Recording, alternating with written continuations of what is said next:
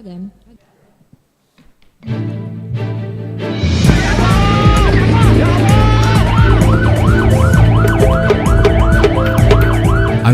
kebencanaan agar masyarakat lebih tanggap dan sadar lebih dini agar kerugian yang ditimbulkan oleh bencana bisa diminimalisasi. Inilah Dialog Tanggap Bencana bersama RRI Palembang.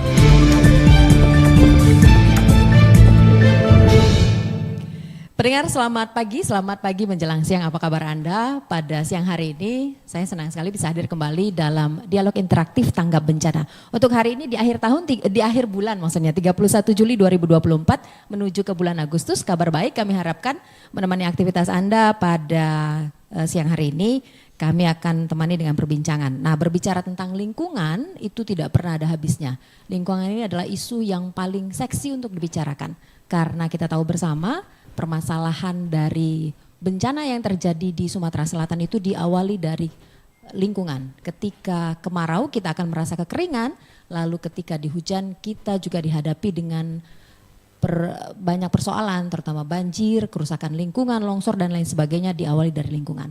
Karena lingkungan adalah sebuah perbincangan yang seksi, maka kita akan perbincangkan ada hubungannya nih industri hijau untuk mendukung pembangunan berkelanjutan.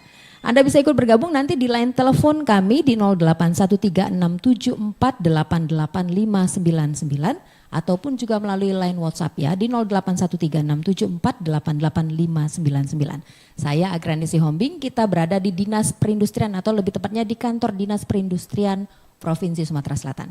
Saya perkenalkan terlebih dahulu ya narasumber saya pada siang hari ini. Yang pertama adalah tuan rumahnya ini, Kasih Industri Hasil Perikanan dan Peternakan Dinas Perindustrian Provinsi Sumsel. Ada Pak Rizal Umar.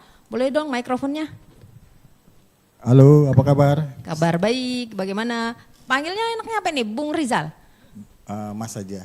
Mas Rizal, oke deh Mas Rizal. Bagaimana Mas Rizal nih, sibuk-sibuk apa nih sekarang? Sekarang sibuk industri hijau, kita lagi persiapan untuk perusahaan penghargaan industri hijau. Dimulai kemarin Jum kita, jadi ada beberapa perusahaan yang akan ikut serta dalam penghargaan industri hijau. Penghargaan berarti sudah dijalankan? Sudah dijalankan sejak tahun 2015, jadi ada dua konsep yang ditawarkan oleh kementerian bagi perusahaan yang menjalankan industri hijau ini. Nanti diceritakan, Nanti main diceritakan. gas aja Oke, nih. Kita perkenalkan juga nih tamu kita pada siang hari ini, Direktur Eksekutif Hutan kita Institut Sumatera Selatan. Singkatannya HAKI ya begitu ya? Direktur Eksekutif HAKI Sumsel ada Mas Dedi Permana. Mas Dedi apa kabar? Baik. Kabar baik. Baik, ya. Tadi ada asap-asap dikit. Ada asap sedikit. Mulai Ya, begitu ya, ya. panas dan terik sebagainya. Kita Baik. mulai memantau nih. Mulai memantau juga? Hotspot, Hotspot ya. Haki sudah juga banyak ya? memantau hotspot untuk. HAKI juga memantau hotspot. Iya. Palembang sudah mulai? Ada sedikit kemarin ada 6 titik, beberapa titik di Sumsel. Ya, Di Sumsel. Ya. Oh di Sumsel ya? Iya. Oke baik. Saya kalau begitu ke Mas Rizal nih. Mas Rizal tadi kan menarik nih, di awal sudah diceritakan akan ada penghargaan.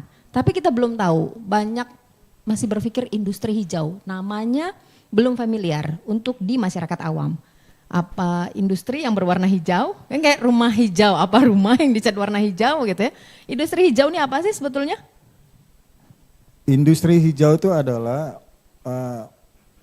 kita ini sekarang berbisnis itu kebanyakan gitu bisnis as usual, bisnis yang linear yang tujuannya memanfaatkan bahan baku sumber daya semaksimal mungkin supaya bisa menghasilkan produk. Tapi bisnis sekarang ini tidak bisa lagi seperti itu. Dia harus juga memikirkan keberlangsungan produksinya. Supaya bisa berlangsung secara terus-menerus berkelanjutan, dia harus menjalankan prinsip industri hijau. Prinsip industri hijau yang dijalankan oleh Kementerian Perindustrian itu dilihat dari bahan baku, prosesnya sampai outputnya. Bahan baku, proses, output. Jadi ya, input, sebelum proses, input, output. Okay. Bahan baku dengan memanfaatkan semaksimal mungkin bahan baku yang dimilikinya, dioptimalkan, digunakan secara maksimal. Kemudian dalam proses produksinya juga menjalankan prinsip tersebut dan pada saat ini ketika dia ada limbah juga diolah dengan baik. Jadi Kementerian Perindustrian menyediakan dua penghargaan terhadap perusahaan industri yang menjalankan industri hijau ini, yang pertama sertifikasi industri hijau, yang kedua adalah penghargaan industri hijau. Sertifikasi industri hijau adalah bagi perusahaan yang menjalankan cara bisnisnya, targetnya sudah diberi oleh kementerian. Targetnya, kalau dari data itu Kementerian Perindustrian sudah menerbitkan 37 standar industri hijau. 37 komoditi, KBLI. komoditi maksudnya apa nih? Misalnya keram rubber, ada jenis industri gitu ya. industrinya. Oke, 37 Ada jenis industri. jenis standar yang bisa dipenuhi. Nah, bagi industri yang belum komoditinya dibuat standar oleh Kementerian Perindustrian, itu bisa masuk ke dalam penghargaan industri hijau namanya. Tapi konsep berpikirnya adalah sama, bahwa perusahaan harus memaksimalkan semua bahan baku yang dimilikinya itu dimanfaatkan secara maksimal. Kalau air itu digunakan kembali, diperbaiki, pokoknya dia maksimal. Baru dibuang ke bumi begitu? Iya, itu sudah sampai akhir. Jadi ekonomi sirkular ini dia ada sampai 9 R itu. Ditolak dulu, jangan sampai menggunakan bahan baku alam tadi. Ketika memang tidak bisa lagi, dia coba pikirkan lagi, rating, dipikirkan lagi. Sampai dalam tahap terakhir baru dia sampai Jadi recycle. dari bahan baku pun harus dipikirkan? Ya, harus dipikirkan. Bahan Jadi baku? dia harus memaksimalkan apakah benar-benar kita berpikir bahwa bahan baku alam itu harus digunakan. Kalau bisa menggunakan bahan bekas, kenapa harus pakai bahan yang baru? Karena mungkin saya harus sampaikan bahwa kenapa ekonomi sirkular ini menjadi harus kita laksanakan. Bahwa berdasarkan data tingkat kenaikan suhu ini Pak ya, 1,45 derajat Celcius per tahun. Per tahun, betul. Jadi kalau kita tahun-tahun ini, tahun 2003 berdasarkan data itu paling panas katanya Pak. Kenaikan Dibandingkan suhunya. beberapa tahun terakhir ya, Iya, kenaikan suhu ini akibat juga industri. Salah satunya, kalau kita isu kemarin di Jakarta itu, asap di Jakarta itu karena di kiri kanannya itu menyumbang asap ke Jakarta, itu salah satunya adalah dampak dari polusi. Jadi kalau dari itu tuh ada 3 krisis yang dialami bumi sekarang ini adalah krisis perubahan iklim, krisis polusi dan kerusakan lingkungan, dan hilangnya keanekaragaman. Kalau saya bisa sampaikan tadi suhu naik 1,45 derajat per tahun, dan perubahan iklim ini pada tahun 2100 50-75% populasi global berisiko terpapar. Kalau polusi dampaknya akan menyebabkan kematian itu 4,2 juta setiap tahun. Kalau keanekaragaman hayati itu 1 juta spesies kemungkinan akan hilang. Jadi ini merupakan tantangan yang sangat besar bagi kita, bahwa kita tidak bisa lagi menjalankan bisnis seperti biasa. Kita harus mulai melakukan perubahan. Oke, ini menarik ya, ada beberapa poin yang bisa kita tangkap. Yang pertama adalah itu mengapa beberapa waktu terakhir kalau saya membeli beberapa produk makanan dan minuman ini, di dalam kemasannya terlihat ini adalah produk yang daur ulang gitu ya. Itu salah satunya ya, atau menggunakan pewarna alami, itu juga salah satunya yang masuk dalam perhatian. Nanti dijelaskan ya Mas Rizal ya. Saya ke Mas Dedi nih. Mas Dedi, menarik ya apa yang diungkapkan oleh Mas Rizal tadi. Ada beberapa poin yang tidak disadari oleh masyarakat, ternyata diawali dari kebiasaan mengakibatkan industri mungkin tertarik juga untuk cara cepatnya. Tapi ini kan membutuhkan perhatian juga. Kalau melihat kerusakan lingkungan, misalnya kenaikan suhu setiap tahun yang kita rasakan, di 2023 itu adalah suhu yang paling panas, memang beberapa penelitian juga mengatakan demikian, kerusakan lingkungan juga termasuk juga perubahan iklim. Pantauan dari Haki yang lainnya apa ini akibat dari industri yang tidak ramah lingkungan? Menurut data ya sebenarnya kalau konteks kontribusi perubahan iklim itu banyak hal sebenarnya, termasuk yang land use, perubahan tata guna lahan, misalnya dari hutan menjadi deforestasi atau degradasi hutan, salah satunya itu. Dan industri ini limbah atau polusi industri itu menyumbang 30% dari seluruh 30%. ya dari keseluruhan perubahan iklim atau emisi gas rumah kaca lah istilahnya. Jadi ini penting karena sesuai dengan sekarang ini ada kebijakan negara juga terhadap industri hijau maupun lanjutan adalah adanya bagaimana efisiensi penggunaan energi ya, atau energi terbarukan. EBT sekarang masih mulai. Jadi menggunakan energi bersih. Misalnya energi bersih yang ada di Sumatera Selatan itu kan sangat potensi besar. Cuman sekarang dimanfaatkan sekarang baru 4% ya dari Energi bersih contohnya? misalnya tenaga surya, air matahari, tenaga hidro, Ya, tenaga terbayangkan angin, ya selama ini energi. batu bara yang saya pikirkan listrik, solar kan larinya ke sana ya, BBM. Nah, untuk salah satunya tadi kan mengurangi polusi dan itu industri itu harus menggunakan mengefisiensikan energi mereka menggunakan energi yang terbarukan. Itu salah satu kebijakan juga pemerintah industri sudah harus ke arah sana juga ke jangka panjangnya. Karena kita punya komitmen nih 2060 itu zero emission. Tidak menggunakan lagi energi kotor, misalnya menggunakan energi yang tidak bisa diperbarui. Ini proses menuju ke situ, berarti ada proses bagaimana industri maupun industri yang menggunakan energi kotor itu harus dikurangi tahap bertahap. Atau istilahnya bauran energi ya, mengubah sebagian energi. Salah satu contoh misalnya perusahaan sawit.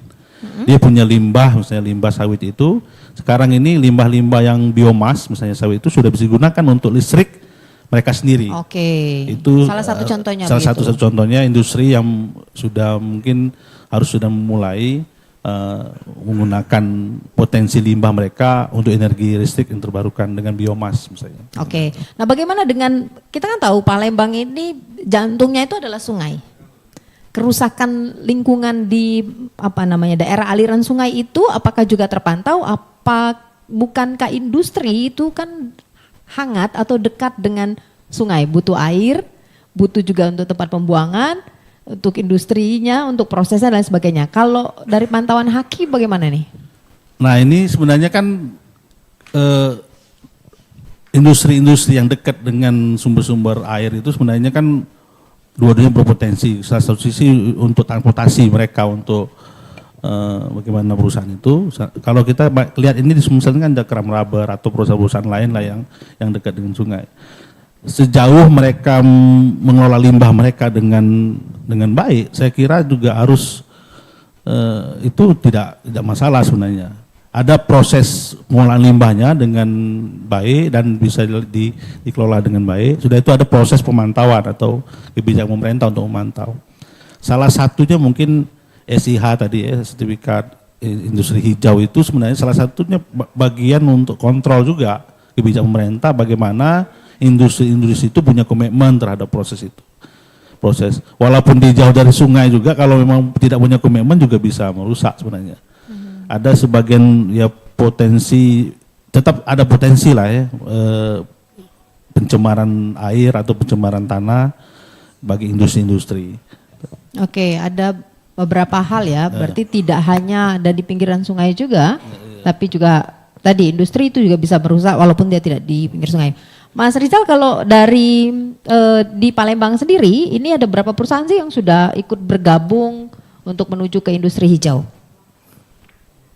Sekitar 15-an kalau di banyak ya? Iya, dia banyak Kram Rubber, ada Sumatera Prima Fireboard yang kertas, Pusri, ada Semen Batu Raja, PT Arwana, dia keramik, BOI. Tapi kalau di Palembang berarti sekitar 10-an. 10? Sekitar 10-an gitu. Tapi Ini di Palembang? Di Palembang, iya. Lalu bagaimana dengan pengawasannya? Mereka harus mendaftar begitu? Ya, sistem daftarnya itu lewat sistem informasi nasional kita, SIINAS namanya. Jadi perusahaan bisa mendaftar lewat SIINAS, Sistem Industri Nasional. Sistem Industri Nasional. Jadi mungkin perlu kami sampaikan bahwa kalau di sertifikat industri hijau itu tidak hanya dia fokus di limbah. Dia fokusnya di semua sisi, di setiap stasiun kerja dia yang menjalankan prinsip-prinsip penghematan, prinsip pemanfaatan energi sampai dia produk reject itu dinilai. Produk reject. Produk reject itu produk yang gagal gitu. Jadi di sistem sertifikasi industri hijau ini juga dinilai ketika perusahaan dia banyak menghasilkan produk reject, dia termasuk gagal di situ. Karena dia kan sudah melakukan effort mengeluarkan sumber daya ke sana. Oh, ini ya. Tapi kalau dia terlalu banyak menggunakan tidak hemat begitu tidak ya. Hemat. Oke. Jadi di Kementerian Perindustrian ini dia melihat semua sisi. Jadi dia mengoptimalkan semua sumber daya yang dimilikinya itu seefisien mungkin dan menghasilkan produktivitas yang lebih tinggi. Baik. Kita masih perbincangan ini, pendengar mungkin terkesan tidak begitu penting saat ini. Tapi ini untuk masa depan ya, berkelanjutannya yang akan juga untuk bagaimana masa depan ini, bagaimana seperti yang kita sering bicarakan bahwa alam ini sebetulnya titipan dari generasi kita.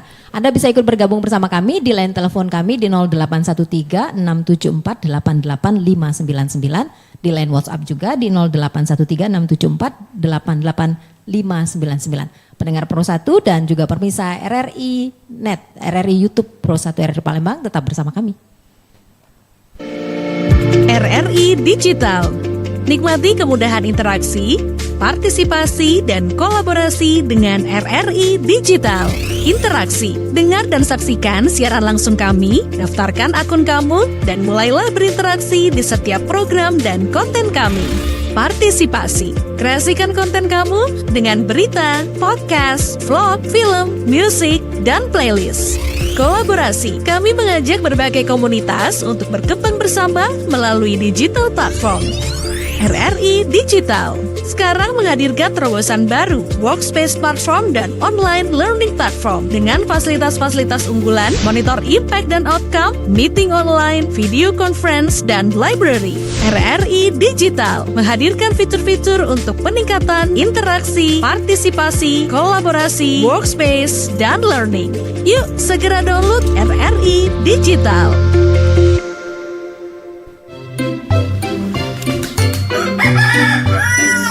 Via, ya, main torong, main apa? Main kelereng. Oh, ayo. Tapi di situ di bawah pohon. Soalnya panas di sana. Oh, oke. Kagak di bawah pohon. Dingin tidak panas. Atau terang tanam pohon saja. Oh, iyo. Di belakang rumah ada bibit rambutan tuh. Ayo kita orang sama tanam supaya tumbuh rambutan. Oke. Asia. Menanam pohon dapat mengurangi dampak pemanasan global.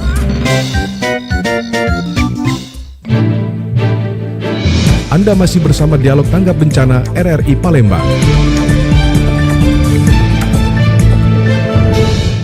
Anda masih bersama kami dalam Dialog Interaktif Tanggap Bencana, masih dari kantor Dinas Industri Perindustrian maksudnya Provinsi Sumatera Selatan, masih berbicara tentang industri hijau dukung pembangunan berkelanjutan. Masih bersama dua narasumber saya, Kasih Industri Hasil Perikanan dan Peternakan Dinas Perindustrian Provinsi Sumsel, ada Mas Rizal Umar, juga Direktur Eksekutif Hutan Kita Institut Sumatera Selatan, ada Mas Dedi Permana. Tadi kan dijelaskan oleh Mas Rizal bahwa industri-industri di Sumsel itu sudah mulai masuk ke sana. Kalau prosesnya, ini apa yang harus dilakukan oleh industri agar mereka bisa ikut bergabung dalam industri hijau ini? Diawali dari mana nih? Kalau misalnya dia industri yang perusahaan yang sudah lama, secara otomatis dia harus memperbarui, apa yang harus diperbarui dulu ya? Bingung, kan kalau industri lama kan menggunakan misalnya zat bahan kimia, lalu penggunaan bahan-bahan bakunya, ini diawali dari mana nih Mas Rizal? Terima kasih Bu. Jadi perusahaan yang ingin mendapatkan sertifikasi hijau itu, dia dilihat dari beberapa aspek, itu aspek bahan baku, energi, air, cara dia berproses produksi, produknya, dan pengolahan limbah serta emisi gas rumah kaca yang dia hasilkan. Jadi bagi perusahaan yang melakukan langkah-langkah optimalisasi di beberapa titik tadi, Kementerian Perindustrian memberikan reward. Jadi sebenarnya ini adalah hal-hal yang sudah dilakukan oleh perusahaan. Cuma dengan adanya sertifikasi industri hijau ini menjadi poin bagi mereka. Apakah cara produksi mereka saat ini sudah menjalankan cara-cara yang sudah ramah lingkungan. Sebenarnya kalau perusahaan menjalankan sistem dari sertifikasi industri hijau ini sudah dipastikan perusahaan itu melakukan efisiensi dalam proses produksinya. Ketika dia efisiensi, berarti dia bisa berdaya saing. Biaya produksinya bisa ditekan, produk rejectnya bisa ditekan, dampaknya akan profit ke perusahaan. Dan yang lebih besar lagi, image perusahaan akan terbangun. Sebagaimana kita tahuin bahwa berdasarkan data, investor yang masuk ke Indonesia, 75%-nya itu melihat apakah ada potensi untuk memperhatikan lingkungan di sini. Kita lihat bahwa kemarin Tesla batal ke Indonesia itu mungkin salah satu isunya adalah isu lingkungan. Gitu. Jadi salah satu benar-benar yang menjadi concern kita sekarang ini adalah lingkungan. Itu harus diperhatikan. Tidak bisa lagi kita business as usual. Bisnis yang hanya memanfaatkan sumber daya alam tetapi tidak bertanggung jawab terhadap alam tersebut. Oke, jadi bisnis ini harus bertanggung jawab pada alam. Ada Pak Lukman di Pusri ini. Pak Lukman ini bertanya, jadi bagaimana kalau industri itu masih menggunakan bahan bakar dari tambang, batu bara ataupun juga solar? Nih, Mas Rizal. Ya, dalam konsep sertifikasi industri hijau itu, kita tidak bisa menafikan energi-energi yang bisa untuk menjalankan operasional perusahaan. Tapi di dalam sertifikasi industri hijau itu ada standar yang tidak boleh dilampauin. Tidak boleh energi, air, bahan baku, ada standarnya. Ketika kalau Pusri ya berarti standar penggunaan airnya ada berapa, itu bisa dilihat di Kementerian Perindustrian Peraturannya. Jadi tetap diperbolehkan, tetapi bagi perusahaan yang memikirkan untuk menggunakan energi-energi yang terbarukan, dia dapat poin oleh Kementerian Perindustrian. Jadi secara keseluruhan nanti dinilai apakah perusahaan ini sudah menjalankan prinsip-prinsip industri hijau. Oh, jadi begitu ya Pak Lukman yang ada di Pusri. Berapa persen penggunaan energi yang berdasarkan efisiensi atau energi terbarukan, berapa persen yang lama begitu? Yang lama itu bisa batu bara gitu maksudnya ya. Energi tambang ya dan lain sebagainya. Seperti katanya ada PLTS, ada energi yang lain ya. Baik. Mas Dedi, pada kenyataan kan memang kerusakan lingkungan itu nyata. Ya, nyata. Tambang itu jelas. Sekarang pun merambah di Sumatera Selatan, Kabupaten Lahat, kerusakan Muara Enim dan lain sebagainya. Tapi kan tidak bisa terelakkan juga, ada tawaran menarik sebetulnya untuk energi yang berkelanjutan, pembangunan yang berkelanjutan. Nah, penerapannya nih tinggal, apanya nih yang kurang? Pengawasankah, penerapan atau bagaimana nih Mas Dedi? Kalau kita bicara tentang pembangunan berkelanjutan, 3 pilar itu yang tidak kita harus perhatikan, itu sosial, ekonomi, dan lingkungan. Jadi ekonomi juga, pembangunan itu bisa berdampak ekonomi, sosial juga, masyarakat juga berdampak langsung untuk mengentasan kemiskinan semuanya. Dan terakhir adalah lingkungan. Lingkungan itu harus lestari dan juga tidak merusak. Jadi kalau konsepnya itu sebenarnya peran berbagai pihak untuk bagaimana mendorong tetap pembangunan berkelanjutan itu, berarti salah satunya industri atau perusahaan-perusahaan yang mendapat izin investasi di suatu wilayah itu harus mempertimbangkan itu. Jadi bagi kita, kalau kita sebagai masyarakat sipil ya, memantau proses itu, beberapa hal yang kita harus perhatikan itu adalah komitmen kebijakan. Pertama kebijakan, negara sudah ke arah mana nih kebijakannya. Tadi salah satunya bagaimana transisi energi zero, misalnya tahun 2060, 2050 itu ada tahapan-tahapan. Karena merubah sesuatu ini kayaknya butuh tahapan lah, tidak bisa langsung. Tidak mungkin tiba-tiba begitu ya. tiba-tiba misalnya tidak menggunakan lagi batu bara untuk listrik macam. Karena yang harus diperhatikan juga bahwa potensi yang ada di Sumatera Selatan juga besar kan. Itu ya harus di tahap bertahap. Kalau bauran energi kemarin tahun 2020 itu sampai 23% ya yang digunakan. Sekarang ini 4% ya, 4% bauran energi istilahnya gini, berubah dari energi kotor ke energi bersih. Sekarang ini baru 4% misalnya penggunaan. Misalnya di Sumsel itu ada berapa industri, misalnya industri yang sudah ada itu misalnya PLTU misalnya perusahaan PLTU atau ada tenaga surya. Yang di Jagabaring itu ada PLTS tenaga Jagabaring surya pakai itu walaupun cuma 2 megawatt ya. Jadi Kalau di Sumsel ini apa sih potensi energi yang bersih itu? air lumayan besar, air tenaga surya, panas bumi juga sudah ada 2 sekarang ya, dan terdedak yang di Muara Enim sama Lumur Balai itu 2. Jadi total yang sudah kapasitas terpasang sekarang ini 900 megawatt. Ya, 973 megawatt. 973 megawatt. Itu dari dari potensi 21.000 megawatt. Itu dari solar, matahari ya? Macam-macam, ada yang air, misalnya air ada 3 berapa. Kita juga punya potensi air ya? Ya. Jadi ini maksudnya gini, kalau perubahan itu mulai dari bertahap, nanti kemungkinan kan bagaimana keseimbangan penggunaan energi kotor dengan penggunaan energi bersih ini. Itu tahapan-tahapan itu harus dilakukan oleh kebijakan maupun didukung oleh industri juga dan dipantau oleh masyarakat itu. Dan masyarakat sipil juga memantau proses itu. Oke. Kan hasil akhir tadi disinggung oleh Mas Rizal sebetulnya. Hasil akhir yang selalu dilihat oleh masyarakat itu adalah limbah, sisa industri. Nanti akan dibahas ya. Di Banyuasin itu ada loh permasalahan kemarin limbah di beberapa titik. Nanti kita bahas, kita coba sapa penelpon terlebih dahulu di line telepon. Halo, selamat siang. Selamat siang RRI. Halo. Halo, selamat pagi Kak. Ya, pagi, dengan siapa, di mana? Saya Kartini di Pak Jo. Fatini. Oh, Kartini. Oke, Kartini di Pak Jo. Silakan Kartini. Kak, saya ingin bertanya. Dari pembahasan tadi kan mengenai industri hijau itu pembangunan berkelanjutan.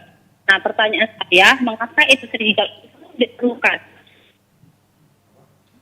Oke, itu saja Kartini? Iya, Kak. Terima kasih Kartini yang ada di Pak Jo. Enggak kedengeran ya? Mengapa industri hijau itu diperlukan? Iya, kenapa nih Mas Rizal? Karena warnanya hijau. Oh, bukan. Terima kasih Mbak Kartini. Oke, ditahan boleh? Kita coba mengangkat telepon lagi ya. Oke, silakan Anda yang bergabung bersama kami di 0813 674 88599. Pendengar Anda bisa bergabung bersama kami juga di line WhatsApp ya. Halo, selamat siang RRI.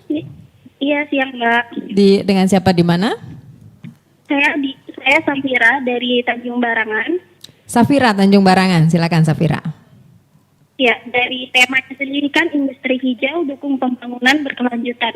Nah, jadi di sini saya mau bertanya Mbak mengenai standar industri hijau itu seperti apa?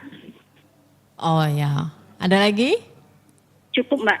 Terima kasih Safira yang ada di Tanjung Barangan. Enggak, ini juga enggak kedengeran ya. Sasaran industri hijau. Berarti saya punya kemampuan ini ya untuk menangkap. Oke, baik, silakan ini Mas Rizal nih kayaknya nih, Mas Rizal silakan. Oke, terima kasih Mbak Kartini. Kenapa kita harus menjalankan industri hijau? Tadi di awal sudah saya sampaikan bahwa sistem bisnis kita sekarang ini telah berdampak terhadap 3 krisis di dunia, di bumi. Dampaknya terhadap perubahan iklim, mengakibat kenaikan polusi dan kerusakan lingkungan, dan hilangnya keanekaragaman hayati. Di suhu bumi sekarang, itu setiap tahun naik 1,45 derajat per tahun. Jadi kalau kita tidak berubah, makin panas bumi kita ini.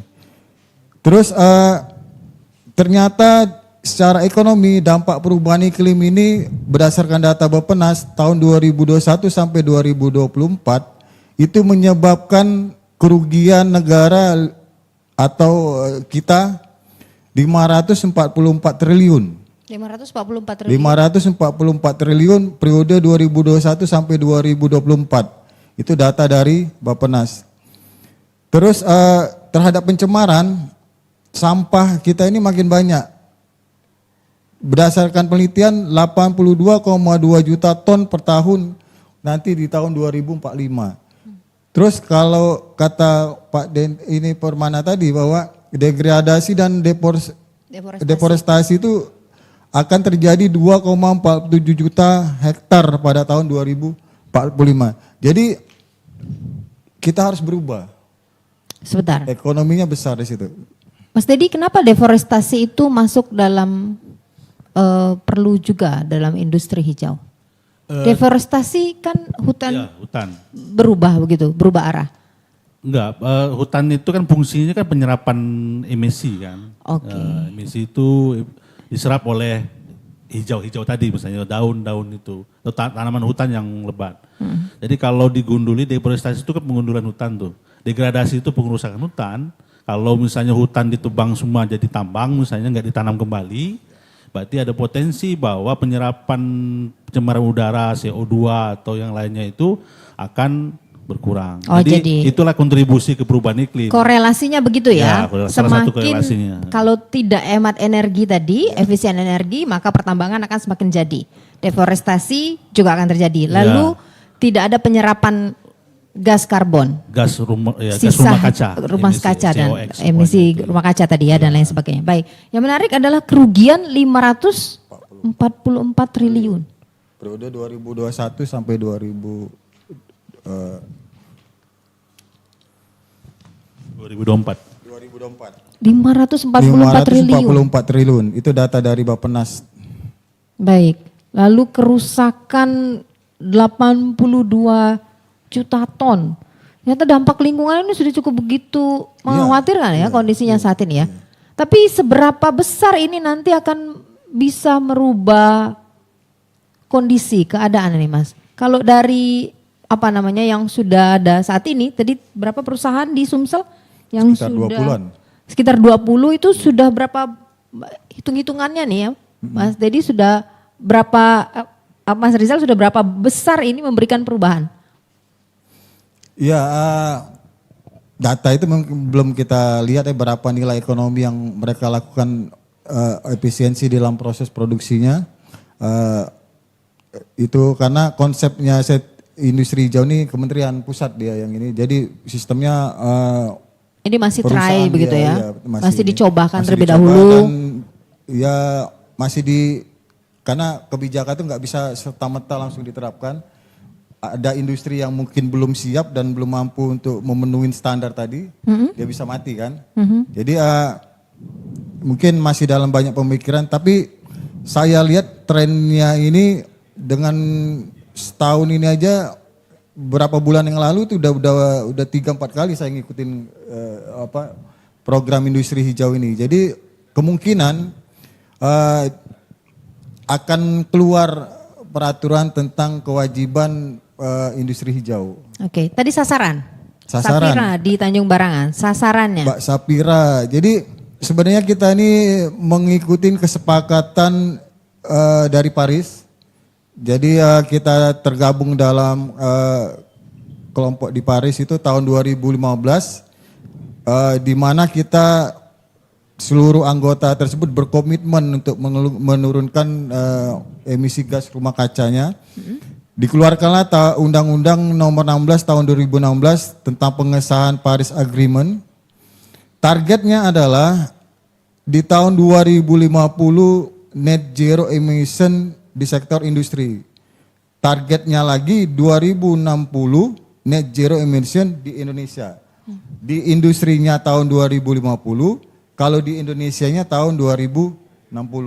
Jadi targetnya ada penurunan gas dampak rumah kaca. Gas rumah kaca ya, 2060 di Indonesia. Di Indonesia untuk industrinya 2050. 2050 untuk industri.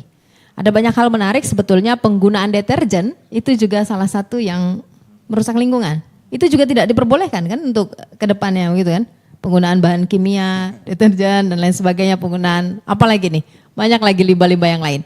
Kami masih undang Anda untuk bergabung bersama kami di 0813-674-88599. Pendengar, Anda bisa ikut bergabung atau Anda juga bisa ikut bergabung di YouTube ya. YouTube RRI bisa juga, nanti akan kami bacakan. Anda juga bisa ikut bergabung bersama kami di line WhatsApp juga di 0813-674-88599. Kita break sejenak, tetap bersama kami. Bersatulah Indonesia, jangan pernah terpecah belah. Walau kita berbeda, walau kita tak sama, Radio Republik Indonesia, kita Indonesia sesungguhnya.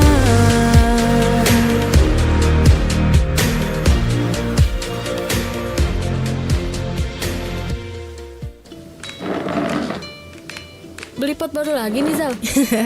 Iya Cik, baru dapat koleksi bunga keren nih. Hobi ya kamu nanam pohon? Iya Cik, menanam pohon itu banyak manfaatnya. Masa sih? Iya, pohon itu dapat memberikan kita udara segar, bisa mencegah banjir, mengatasi polusi udara, dan mampu menjaga kualitas tanah. Wah, banyak ya manfaat pohon. Kalau gitu aku minta satu Zal. Boleh, jangan lupa dirawat biar bermanfaat. Makasih ya Zal. Aku ambil ini ya. Ya, itu kan koleksi bunga kesayangan aku. Tanam satu pohon berarti selamatkan kehidupan.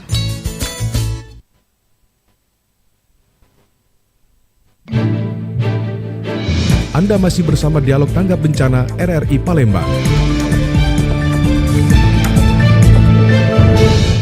Anda masih bersama kami dalam dialog interaktif Tanggap Bencana, masih dari Kantor Dinas Perindustrian Provinsi Sumatera Selatan, masih bersama dua narasumber. Pada siang hari ini ada Mas Rizal Umar dari Dinas Perindustrian Provinsi Sumsel dan Mas Dedi Permana dari Direktur Eksekutif Haki Sumsel. Anda masih bisa ikut bergabung di 0813-674-88-599 ataupun juga bisa ikut bergabung di line telepon dan juga di line WhatsApp ya. Baik, ada Bung Evan Alfat. Dari Dimas, Pak Dimas di skip. Kenapa konsep industri hijau itu perlu diterapkan? Oh, tadi sudah sama ini. Sama pertanyaannya dengan Mbak Kartini tadi kalau salah ya. Baik, saya ke Mas Dedi ini. Mas Dedi, kalau melihat data akhir-akhir ini kan industri sedang galak-galaknya. Tapi di sisi lain juga dituntut untuk menuju ke industri hijau. Ada mungkin pertentangan apa yang harus diperhatikan agar terutama Dinas Perindustrian nih Mas dari Mas Rizal sendiri agar tidak slipnya di mana nih yang harus diperhatikan? Gini juga, kalau industri itu kan dia bukan hanya batasan bahwa akan produksi, tapi mereka harus lihat pasar juga yang akan mendapatkan dampak dari hasil produksi mereka. Kalau publik yang membeli produk mereka tidak percaya dengan mereka juga, itu bagian yang harus diperhatikan juga misalnya. Jadi publiknya nih harus kita cerdasin nih. Ya, cerdas misalnya milih produk misalnya dengan tadi kalau memang SIH itu misalnya ada sertifikat itu ada logo tertentu. Ada juga kalau yang kayu itu SFC misalnya menggunakan sertifikasi yang punya standar-standar tertentu dalam produknya dan sudah melalui proses itu, mungkin minimal ini dalam produk yang kita publik beli itu harus punya juga aware ya, perhatian terhadap produk ini. Oh ini sudah proper, oh ini sudah melalui proses-proses sertifikasi tertentu. Itu yang untuk publik, karena itu salah satunya juga selain komitmen industri itu terhadap lingkungan itu karena didorong oleh kebijakan, juga mereka harus sebenarnya didorong juga oleh pasar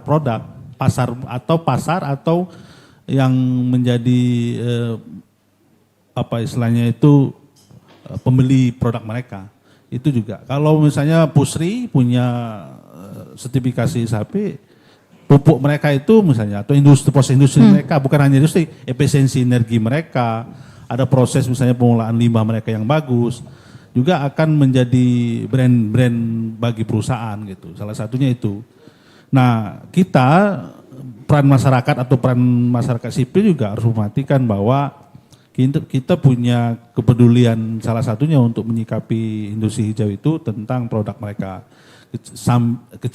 Dan juga proses mereka melakukan aktivitas di lapangan juga perlu dipantau.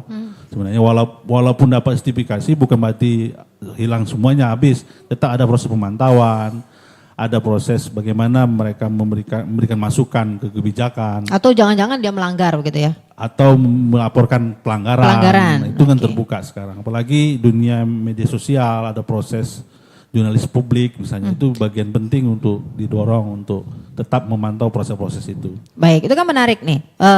Ini kan Mas Rizal misalnya di pantauan di lapangan ketika industri itu sudah bergabung misalnya ke dalam industri hijau dapat sertifikat tadi ya. Ketika sudah bergabung tapi ternyata di lapangan limbahnya itu mencemari lingkungan. Ini nanti ada tim tidak yang akan memperhatikan? Nanti ditahan dulu. Seperti ada lain telepon lebih dahulu. Selamat siang, pendengar. Halo. Selamat siang, Mbak. Selamat siang, dengan siapa di mana? Dengan Astuti di Indralaya. Bu Astuti di Indralaya, silakan Bu Astuti. Ini tadi saya sempat mengikuti perbincangan kita ya, melalui penghijauan ya kalau nggak salah. Nah, akan saya tanyakan dengan kondisi kota kita Palembang yang sudah banyak kehilangan ruang terbuka atau hijau, apakah ada kemungkinan kota Palembang dapat menghijau kembali? Dan upaya apakah sendiri dan seperti apa pemerintah untuk menggalakkannya kembali? Oke. Terima kasih, Mbak. Terima kasih Bu Astuti yang ada di Indralaya. Ini bagiannya Mas Dedi ini nanti yang jawab ini. Saya ke Mas Rizal terlebih dahulu deh. Kalau seandainya mereka sudah dapat sertifikasi industri hijau, apa tadi SAP ya? SIH, sertifikat industri hijau, SIH.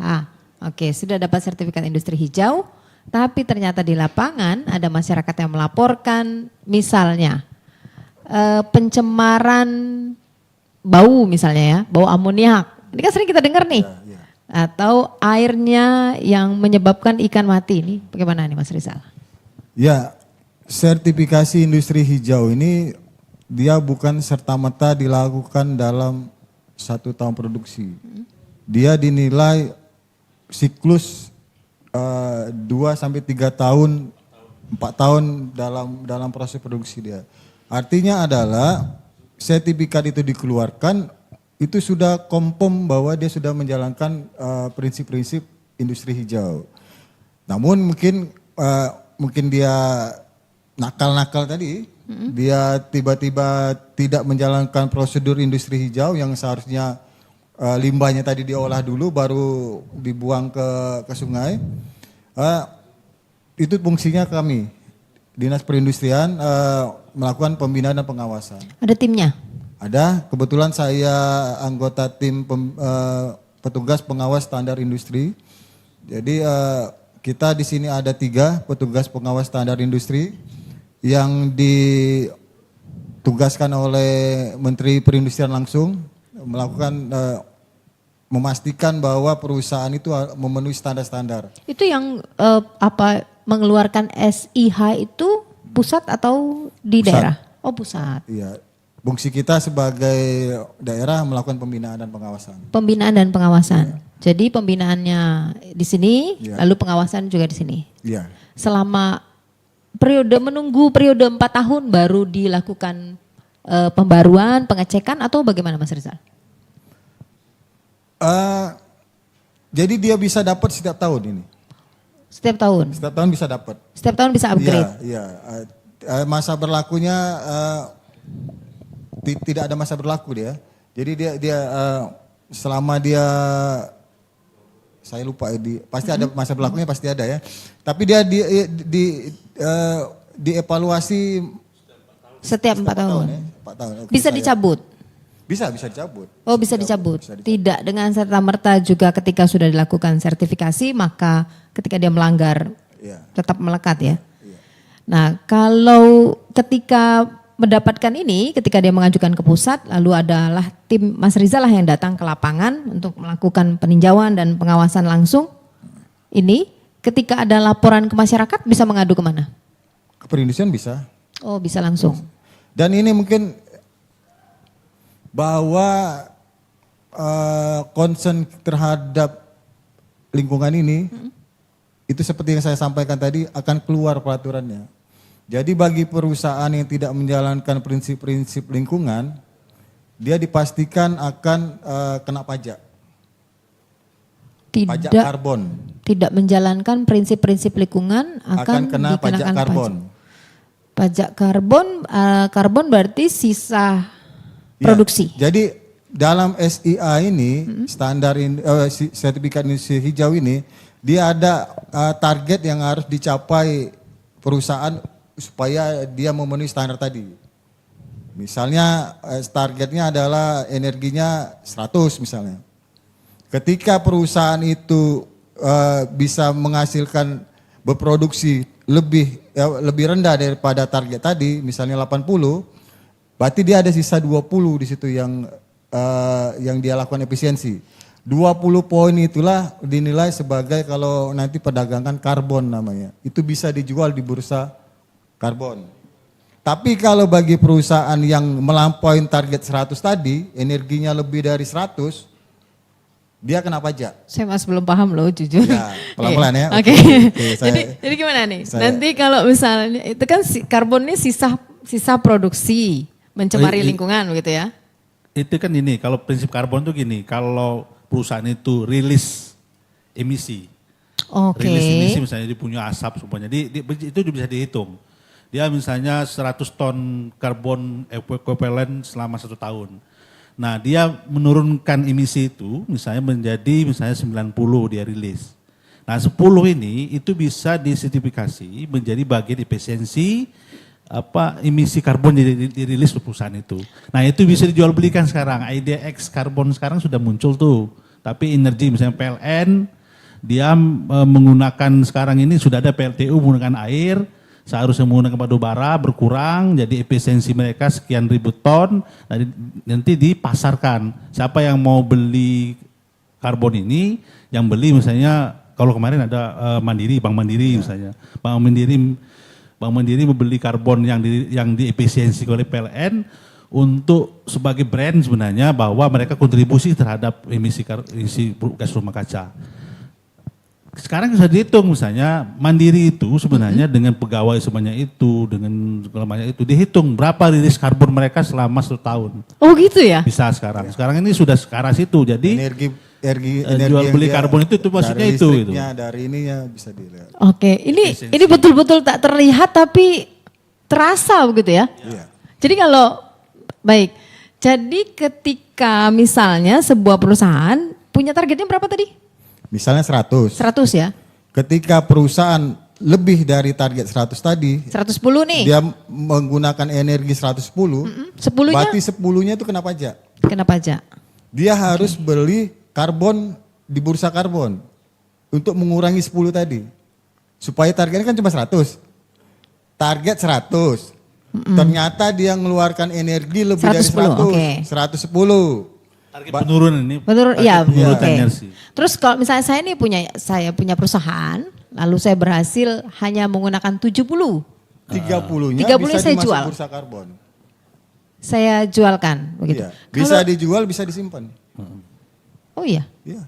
Kalau saya bohong bagaimana? Enggak, itu ada badan sertifikasi juga. Ada yang menilai mengukurnya. gimana emisi karbon yang mereka keluarkan di perusahaan sudah ada. Sekarang ini ada beberapa perusahaan yang sudah konsultan, Kusupindo misalnya berapa perusahaan? 4 ya. Dari 19 ada 4 perusahaan sekarang yang sudah masuk di pemerintah untuk sebagai tim verifikasi. Jadi tidak mungkin rilisnya bohong. Tidak mungkin bohong. Tidak mungkin rilisnya bohong ya. Jadi nyata ya, Kalau real. bohong berarti dia ada kangkulikong dengan yang penilai. Dengan penilai. Oke. Saya bacakan terlebih dahulu WhatsApp yang bergabung bersama kita.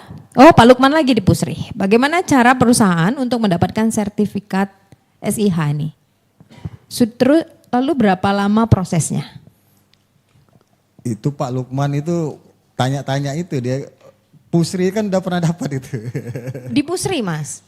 Pusri kan? Di Pusri, bukan pegawai Pusri, belum tentu ya orang Pusri. Oh, di Pusri. Di Pusri. Tak kirain. Oke, jadi sistemnya itu melalui aplikasi online, SIINAS namanya, Sistem Informasi Industri Nasional. Jadi perusahaan bisa mendaftarkan lewat SIINAS. Syaratnya dia harus punya akun SIINAS. Oke. Jadi biasanya kalau perusahaan industri itu sudah pasti dia punya akun SIINAS. Yang pertama yang harus dilengkapin adalah dia punya salinan izin usaha industri. Yang kedua punya NPWP. Ketiga punya izin dokumen lingkungan hidup. Keempat ada daftar isian yang harus dipenuhi. Kelima diagram alir proses produksi ini untuk melihat di setiap stasiun kerja itu berapa energi yang dikeluarkan. Energinya, bahan bakunya, segala macam dilihat situ.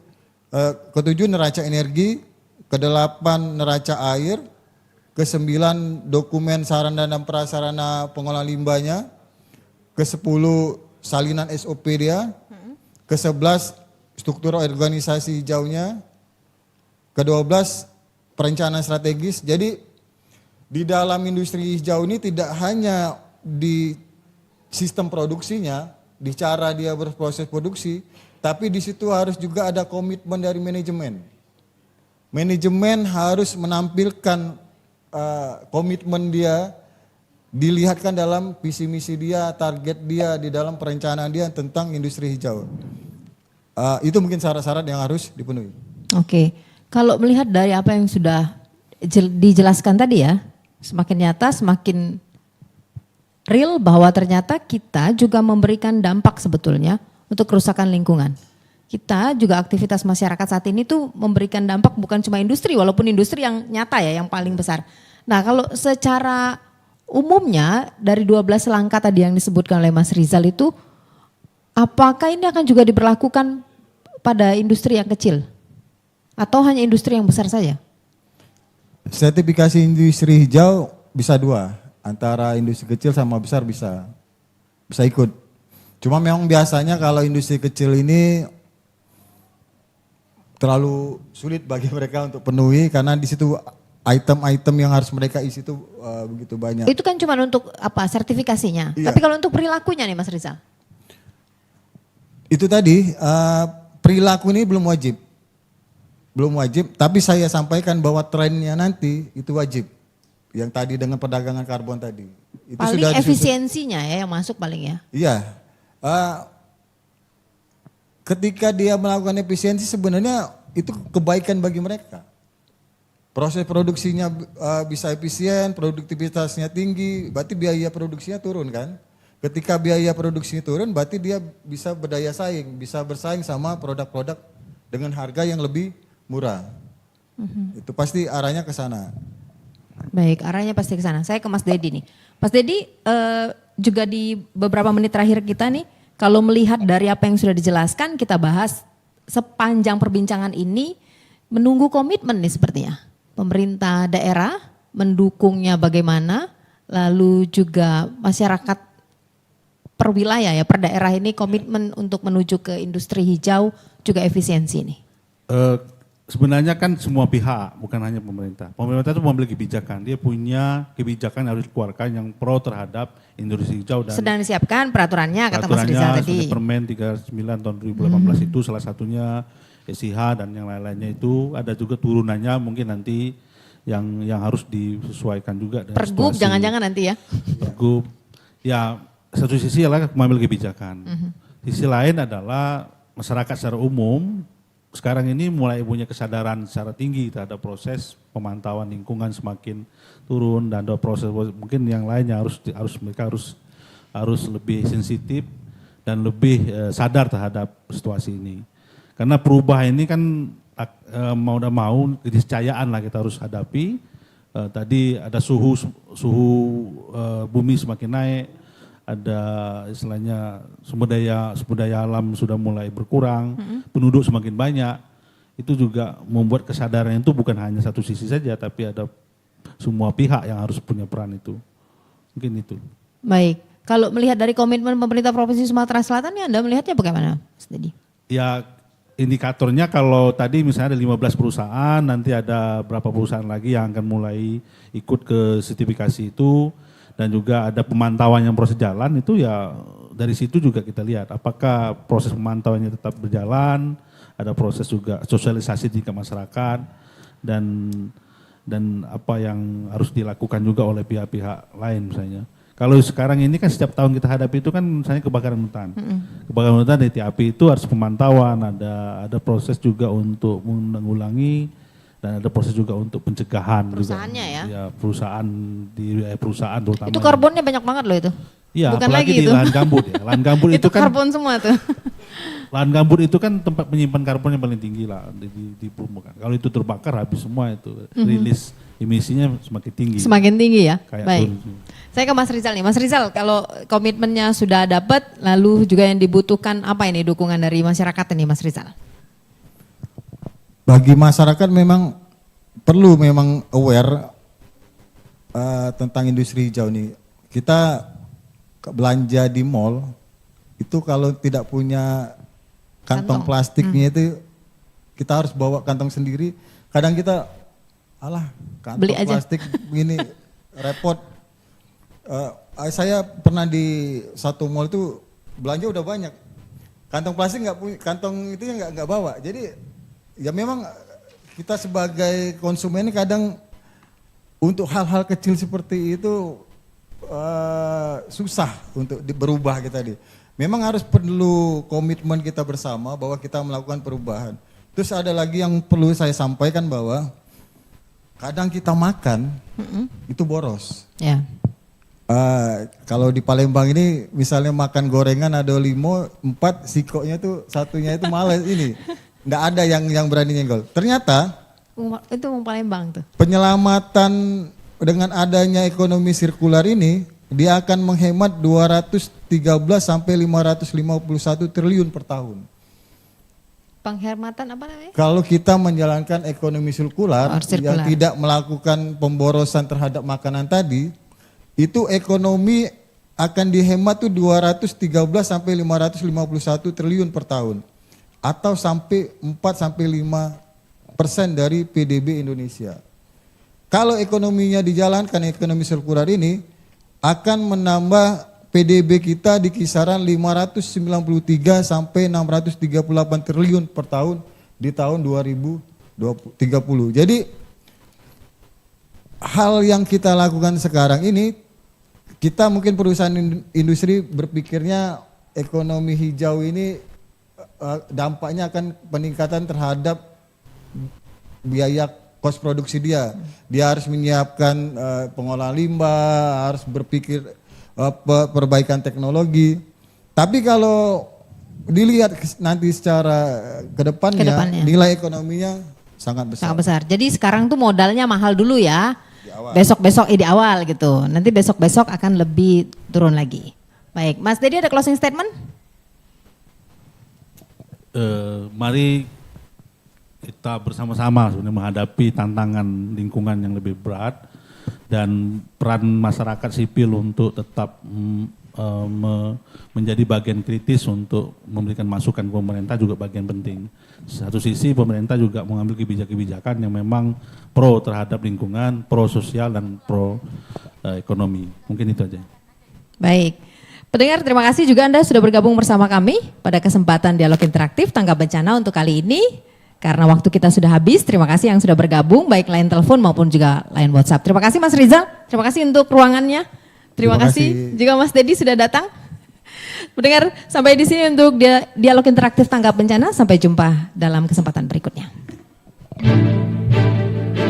Demikian Dialog Tanggap Bencana RRI Palembang.